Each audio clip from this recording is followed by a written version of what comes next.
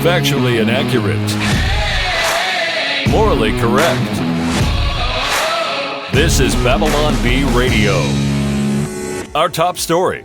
Dozens of Chinese citizens died after the Chinese Communist Party welded their apartment doors shut and a fire broke out in the building, sparking protests. China has doubled down on its zero-COVID policy, however, and has tapped Michigan Governor Gretchen Whitmer to lead its COVID lockdown enforcement measures. Michigan lockdown were wonderfully effective in slowing down the spread of COVID-19, as well as freedom, said a Chinese Communist Party spokesman in a statement. I'll share value with Whitmer, who we affectionately call the Ice Queen, make her the ideal candidate to lock down our citizen under brutal totalitarian rule. Frankly, this woman is a professional. The stipulations in Whitmer's offer letter from the CCP include that she can still return to states like Florida to visit relatives, as she did during the height of the pandemic lockdowns. Her job requirements in Beijing will include locking the elderly in their homes, suppressing protest and dissent, and sending lockdown violators to concentration camps. Sources say after accepting the offer, Whitmer solemnly announced that, quote, all Chinese citizens are equal, but some are more equal than others. Local man Davis Patterson, a bystander during a Bay Area shooting that left a dozen dead, has been arrested for misgendering the shooter, who is non-binary. The arrest came after Patterson yelled, "He's got a gun!" as he dove for cover under a hail of bullets. The correct phrase when warning everyone about a non-binary mass shooter is, "they's got a gun," said Berkeley Chief of Police Caddy McBroad, who is trans. There is no place for misgendering in our society, which makes trans and non-binary people feel extremely unsafe, even while they're heavily armed and mowing down dozens of innocent people. In a taped statement released through his lawyer, Patterson claimed he did not intend to misgender the shooter. I'm sorry, I was really nervous from being shot at in the word he just kind of slipped out. I didn't mean it. They had a beard, so I thought they was a guy. Patterson's being held on a 24-hour lockdown. Critics felt Patterson's treatment was too harsh, suggesting that misgendering should be a fine of $10,000 at most. Others like the ACLU, however, feel the arrest was not enough and demand that he receive the death penalty without a trial.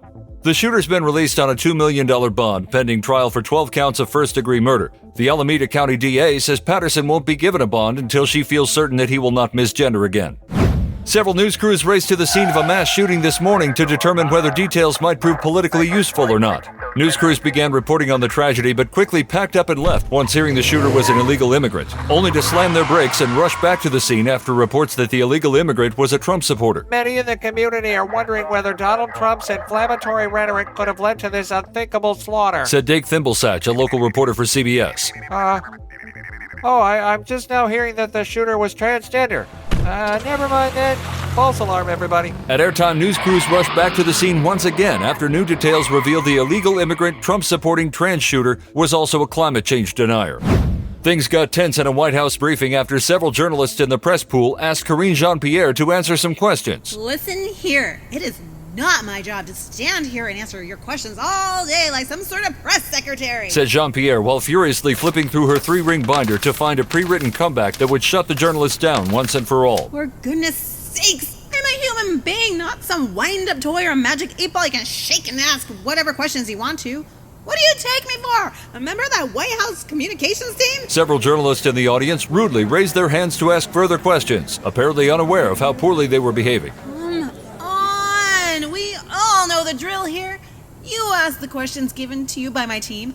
I recite the answers given to me by my team, and we pretend it's spontaneous. And we all go home, okay?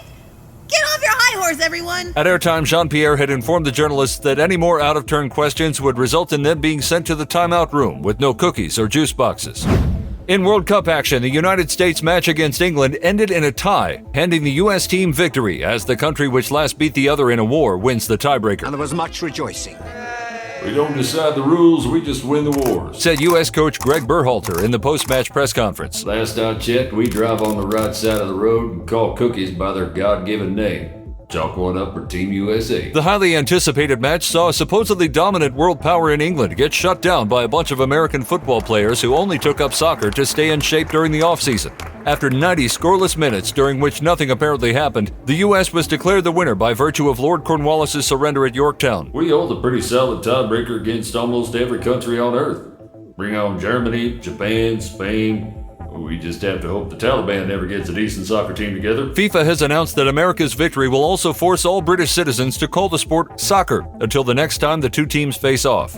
A local man is celebrating after his bathroom scale confirmed that he had met his ambitious fitness goal of gaining only 9 pounds over the Thanksgiving weekend. Yes! Exclaimed the man as he adjusted the scale with one hand and demolished a leftover turkey leg with the other. Less than 10 pounds of Thanksgiving weight gain. New record, baby! Ow! The man then did a celebratory jump in the air before immediately clutching his sides as they were extremely cramped from the bowl of stuffing and sweet potato pie he just consumed. Sources say that although the man ate over 182 pounds of Thanksgiving cuisine over the last several days, his stringent exercise plan and hard work resulted in an astonishingly small 9 pounds of additional body fat. The man confirmed that his next goal is to lose 5 of those pounds before gaining another 15 pounds at Christmas. In order to properly shame the weak, newly installed thermostats will now require men to surrender their man card in order to turn on the heat. I'm sorry, Dave. You sure you want to do that, you low-T coward? Asked the thermostat as local man Dave Miller reached for the heat button. If so, hand over your man card and go enroll yourself in a birthing class immediately, Dave. Being a feeble namby-pamby, Miller has again considered turning on the heat after all the house pipes froze, leaving the family without water. I get that I'll disgrace my family name, but we can only survive so long. And our poor goldfish is literally encased in a block of ice. It's really, really cold in here. Though experts say real men never turn on the furnace, even if their eyes freeze shut, surveys show the young boys of the current generation have gone soft. Local handyman Art Rogers. We hope these new thermostat controls will help push this pathetic crop of weaklings to shape up. Grab a coat, build a fire, amputate that toe you lost to frostbite with a garden pruner. You'll finally be able to respect that man in the mirror. At airtime, Miller's wife and children had lost all respect for him after he set the heat to 40 degrees. Now you're up to date on the only news that matters. Find more fake news you can trust at BabylonB.com. Until next time, this is Austin Robertson, the voice of the Babylon Bee. So long.